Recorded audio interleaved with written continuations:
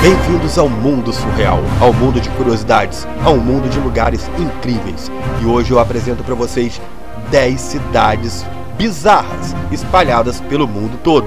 Eu sou o Pedro Monsu, agradeço a companhia comigo e já peço o seu like desde o início, que é para quê? Para fortalecer a nossa amizade. Também porque chega no final você esquece, né? Então já deixa o like desde agora. Depois da introdução, eu volto.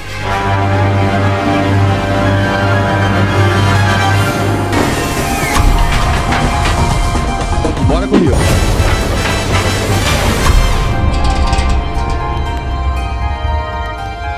A maioria das tentativas humanas de criar utopias acabou mal. Uma relativamente bem sucedida, no entanto, é o Auroville, fica na Índia. Foi fundado em 68 por Mira, conhecida como a Mãe Alfaça. Hoje, a cidade é o lar de mais de 2.000 pessoas, e pessoas que vão do mundo todo para lá. Ninguém é dono da propriedade, e quase nenhum dinheiro é trocado. Não há nenhum líder ou qualquer conjunto de regras. De acordo com o site da cidade, Auroville quer ser uma cidade universal, onde homens e mulheres de todos os países são capazes de viver em paz e harmonia acima de todos os credos, todas as políticas e todas as nacionalidades. O propósito da cidade é a unidade humana. É claro que sabemos que o segredo dessa cidade é movimentar o turismo existente nela, porque infelizmente o ser humano ainda não descobriu o modelo mais correto para uma sociedade evoluída. E essa coisa de unidade humana, isso só vai acontecer quando o mundo realmente for invadido por alienígenas. Aí humanos serão humanos. Aí sim, as pessoas vão deixar racismo de lado, as pessoas vão deixar crenças religiosas de lado, entre outros preconceitos tão banais e tão fúteis existentes hoje em dia. Bora para Najaf, no Iraque. Para aqueles que não possuem inclinações supersticiosas, viver ao lado de um cemitério pode ser bastante ideal, porque ali a vizinhança é tranquila, não faz muito barulho, provavelmente ninguém vai pedir para você abaixar o som. Mas, caso você seja medroso, não considere Najaf como um local bom para morar. Essa cidade é o lar de Wadi Al-Salam, o maior cemitério do mundo, com quase o dobro do tamanho do Central Park em Nova York. Ele é o lugar de descanso final de cerca de 5 milhões de almas.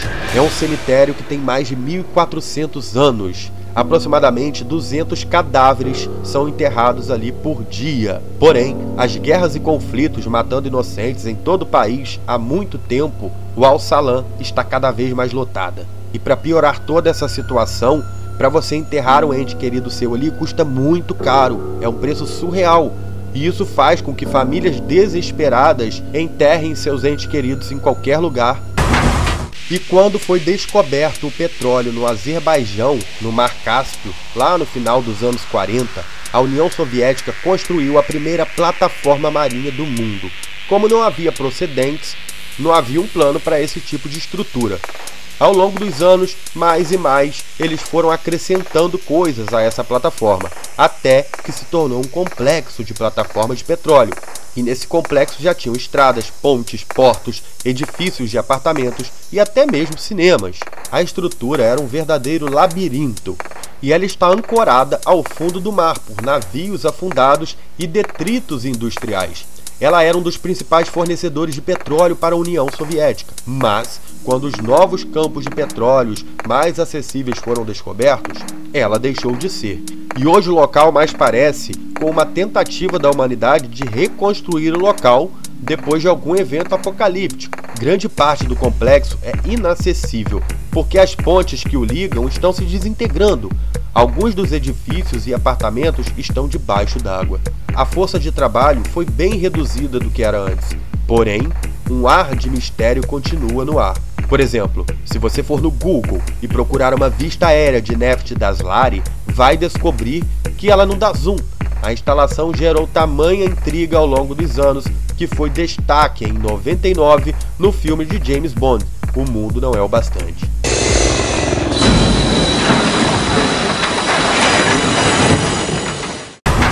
E o Brasil aparece nessa nossa lista com uma cidade chamada Noiva do Cordeiro. Muitos dizem que o mundo seria melhor se as mulheres estivessem no comando. No sudeste do Brasil, é possível descobrir essa realidade. Noiva do Cordeiro foi criada em 1891 por uma mulher chamada Senhorita de Lima, depois que ela foi expulsa de sua própria comunidade por adultério. Este grupo rural de 600 habitantes é composto quase que inteiramente de mulheres. Apenas algumas delas têm maridos, a maioria das quais trabalham na cidade de Belo Horizonte, cerca de 100 quilômetros de distância. Essa comunidade é cercada por florestas e terrenos agrícolas, nos quais as mulheres trabalham. Elas são responsáveis por quase todos os aspectos da cidade, de questões religiosas a planejamento de eventos. No entanto, muitas sentem saudades de ter romance em suas vidas. Infelizmente, elas sabem que trazer homens para a noiva de cordeiro poderia destruir o equilíbrio que conseguiram. Parece história de filme, né? Vai ser um belo de um rolê. Guarapari, Vitória, Belo Horizonte. É mentira ou é verdade? Noiva do cordeiro existe, não existe? É do jeito que falam? Não é do jeito que falam? Gente, eu sou solteiro e eu pensei, falei, bom, eu vou lá pra cidade, eu acho que vai acontecer alguma coisa. O pior que pode acontecer é eu ser expulso. E realmente o que aconteceu, eu fui expulso. Então o que podia ter acontecido, aconteceu. Eu sei que Nelma Fernandes, residente de 23 anos da cidade, disse que não beija um homem há muito tempo e que todas elas sonham em se casar, mas que primeiro os homens precisam concordar em fazer o que elas mandam, porque as coisas lá têm que ser de acordo com as regras delas. Mãe é sorte guerreira, senhora de bom atino, escreveu uma bela história e mudou o nosso destino. E vamos para a cidade do xadrez, Elista, que fica na Rússia. Em uma república da Rússia existe uma cúpula gigante de vidro cercada por um bairro no estilo californiano. Essa é a cidade do xadrez. O local possui várias esculturas com temática de xadrez. A cidade realizou alguns dos principais jogos do campeonato mundial ao longo dos anos, mas hoje o palácio está praticamente vazio e a vizinhança em torno está em decadência. E o idealizador da vila é ainda mais estranho do que sua criação. Kirsan Yashtonov, Kirsan afirma ter tido contato com aliens e diz que seu destino foi escrito por uma cega búlgara psíquica chamada Babushka Vanga. Você já deve ter visto um vídeo dessa mulher aqui no YouTube. Eu sei que esse cara assumiu o controle da República em 1993 e tornou-se o chefe da federação 2 anos depois, quando iniciou seu grande plano para transformar suas terras em um país das maravilhas do xadrez. Aí eu fico imaginando comigo. O cara teve contato com os aliens, aí uma mulher cega, psíquica, uma espécie de bruxa chamada Babushka Vanga, manda ele construir uma espécie de xadrez, porque é o xadrez que vai salvar a humanidade. A bunda la caca! Agora, de onde veio essa dinheirama toda para construir essa cidade, ninguém sabe. Esse cara gastou aproximadamente 50 milhões de dólares para construir essa cidade. E a cidade, ela é desesperadamente pobre. No entanto, os cidadãos da República podem não ter muito com o que se preocupar. De acordo com o chefe da cidade, os alienígenas vão um dia voltar e levar todos eles para longe daquele lugar em suas naves espaciais.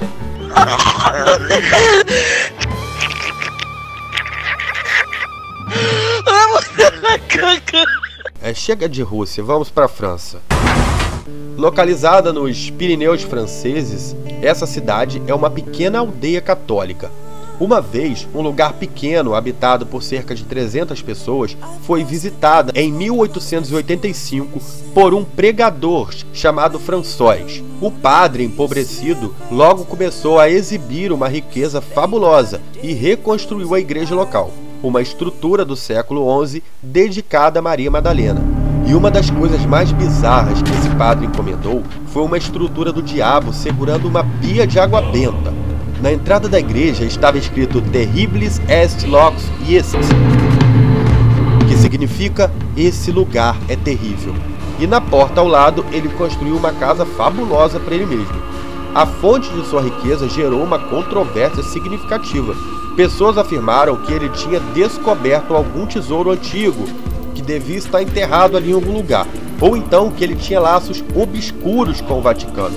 Outros acreditavam que ele tinha descoberto algum segredo sobre a vida de Cristo, mas outros acreditavam que ele tinha pacto com o demônio. A conspiração em torno dessa cidade até inspirou o autor Dan Brown em escrever o best-seller mundial, O Código da Vinci, aonde esse código revela vários segredos do Vaticano.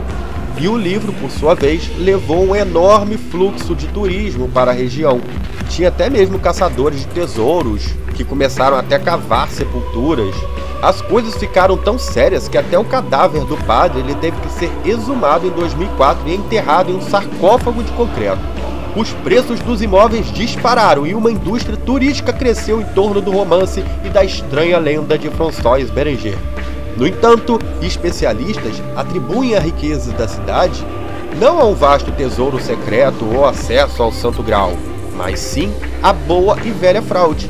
Ao que os estudos indicam, ele aceitava dinheiro para orações e missas que nunca realizava. Sabe aquela história? Traga o seu amor em 15 dias?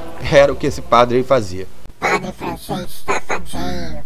Porém, há males que vêm para o bem, não é mesmo? Ele acabou criando um romance muito bonito em um lugar bem pitoresco que hoje em dia faz parte da história mundial.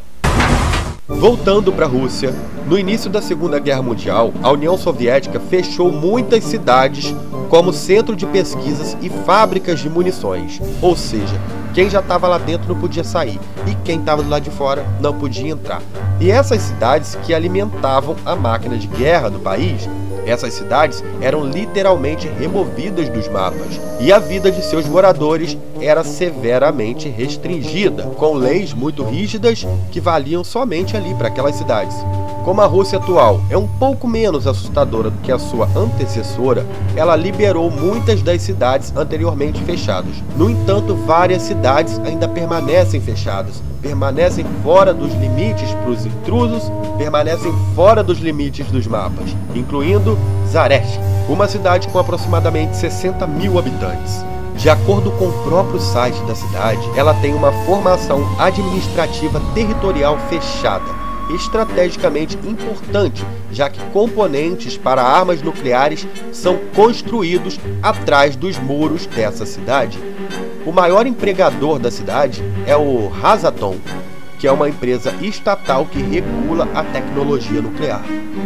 Enquanto Zareshny é cercada com muros e arame farpado e está oficialmente fechada para visitantes, existem benefícios para os que vivem dentro dela, incluindo uma melhor remuneração.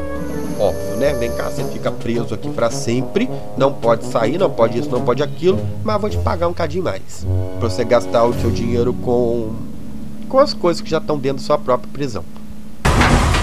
E vamos para Gibson, na Flórida, Estados Unidos, onde circos e parques de diversões itinerantes faziam refúgio nesse local. Durante os meses de inverno, não tinha muito o que fazer na região, não tinha muito trabalho. Então os funcionários dessas atrações acabavam sempre correndo para essa cidade. Essa cidade virou um ponto de encontro de vários circos e parques temáticos. E a pacata cidade abraçou esses residentes, alguns simpáticos e alguns bizarros. E a cidade abraçou tanto que inclusive remodelaram várias leis especificamente para atender esse tipo de pessoa, que eram as pessoas de circos e as pessoas de parques itinerantes, adequando as leis de zoneamento para permitir que as pessoas tivessem animais exóticos e brinquedos enormes em suas propriedades. Imagina você olhar para o quintal do seu vizinho e ver uma enorme roda gigante, ou mesmo olhar para o jardim do seu vizinho e ver o seu vizinho dando um banho em seu elefante. Hoje em dia, a maioria dos artistas que já povoaram essa cidade da Flórida morreram, e ela se assemelha com qualquer outra cidade, exceto por seus contos estranhos envolvendo gigantes, homens deformados, anões, entre tantos outros personagens do mundo do circo e também dos parques itinerantes.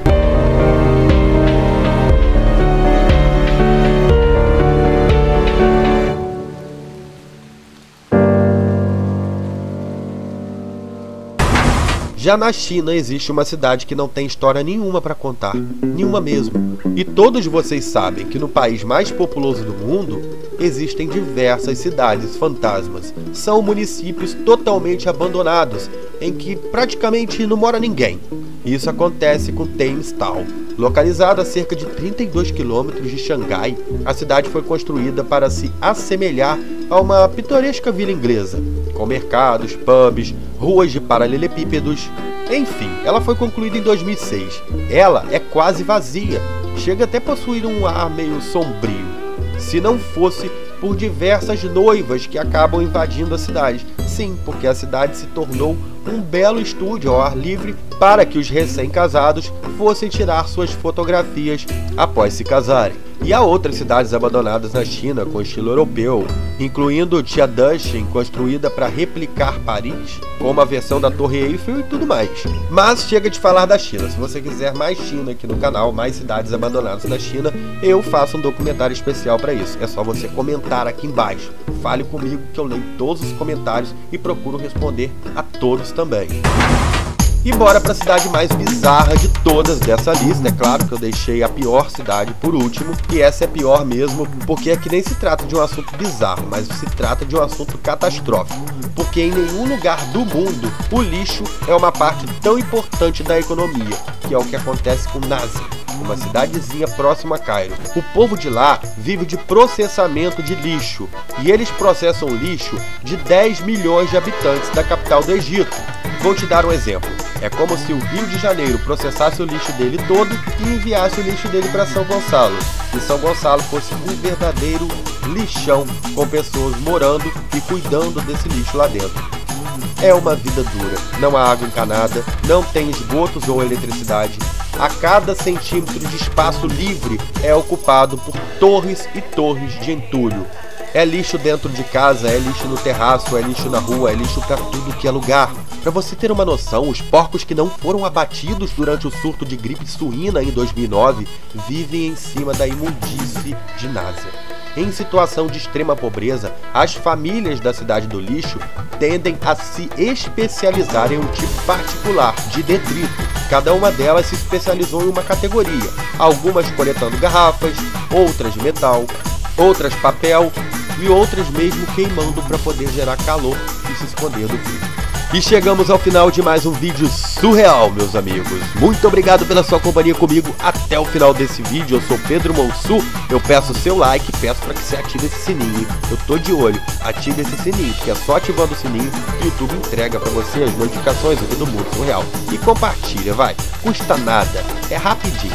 É só você ir lá nas suas redes sociais e compartilhar Mundo Surreal com os seus amigos.